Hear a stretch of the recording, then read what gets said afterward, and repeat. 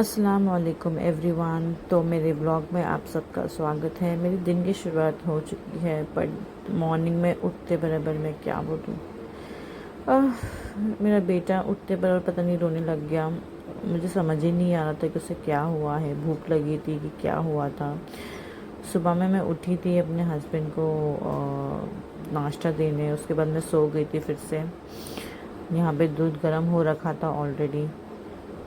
Then मैंने चाय की प्रिपरेशन करना स्टार्ट की, बट मेरा बेटा कंटिन्यूस रो रहा था। मैंने उसको बहुत समझाने की कोशिश करी, बट क्या ही बोलूँ।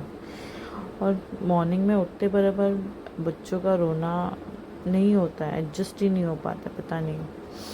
बट जैसे तैसे मैंने उसे हैंडल किया, उसे संभाला। वो सुनने और भी जब भी रेडी मैं नहीं था, किचन में क्या होती ही हूँ, बोलूँ। मेरे बेटे को किचन में रह के मैं क्या कर रही हूँ, क्या नहीं कर रही हूँ, कैसे क्या बना रही हूँ, उसे वो देखने में बहुत मज़ा आता है। मेरी मॉर्निंग और उसकी मॉर्निंग हम दोनों के साथ में ही वो मुझे उठाता है, तब मैं जाके मॉर्निंग में उठती हूँ और फिर हम साथ में मिलके नाश्ता बनाते हैं। वो उसका नाश्ता पूरा प्रिपेयर होने तक का वो वहीं खड़ा रहता है। वो देखता है मैं क्या कर रही हूँ, मम्मा कैसे कर रही है, कैसे नहीं कर रही है। और अभी तो वो ऐसा हो गया कि अगर मैं कोई चीज़ मुझे चाहिए रहेगी, उसे पता होता है कि हाँ मम्मा को ये चाहिए, तो वो बराबर मुझे वो चीज़ ला के देगा कि मम्मा ये करो वो करो। अच्छा लगता है कि बच्चा इतना छोटा है और वो इतनी मेचोरिटी लेवल के हिसाब से सारे काम करता है मेरे साथ। बट अब मैं कभी उसे देख के सोचती हूँ कि ये इतना बड़ा कैसे हो गया।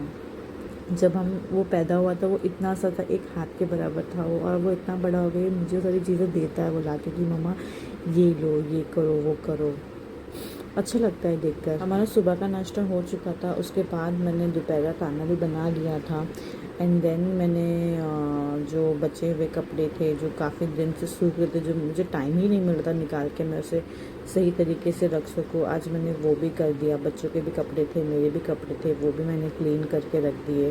थोड़ी सी घर की सफाई थी, वो भी कर दी एक साथ। बच्चों के साथ सारी चीज़ें मैनेज करना नहीं पॉसिबल होता है, और ख़ास करके जब बच्चे छोटे हों तो वो और ही प्रॉब्लमेटिक होता है। पता नहीं, मेरे हर एक दिन इतना स्ट्रगलिंग होते हैं। मैं डेली रात में सोती हूँ तो नेक्स्ट डे का सोचती हूँ कि मैं कैसे मैनेज करूँगी, कैसे क्या बनाऊँगी, क्या नहीं बनाऊँगी।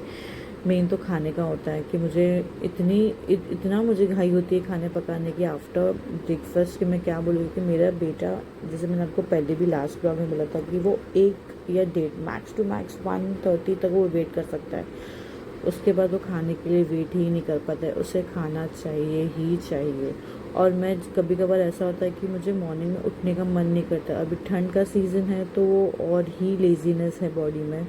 ऐसा लगता है यार कंबल ओढ़ के बस सो जाओ, उठूँ ही ना। बट मेरे बच्चे मुझे मॉर्निंग में जल्दी उठा ही देते हैं।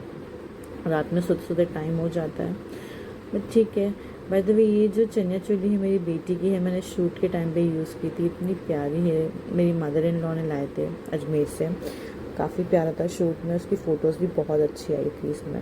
उसके बाद मैंने बच्चों को खाना खिला दिया था, दोनों ने खाना खा लिया था। मेरी बेटी तो सो गई थी खाना खाने के बाद फिर से।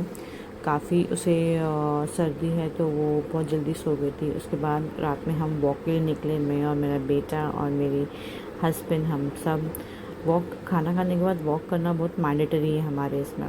मेरे बेटे को वॉक करना ही करना है, वो उसे बाहर घूमने फिरने बहुत अच्छा लगता है अल्हम्दुलिल्लाह से।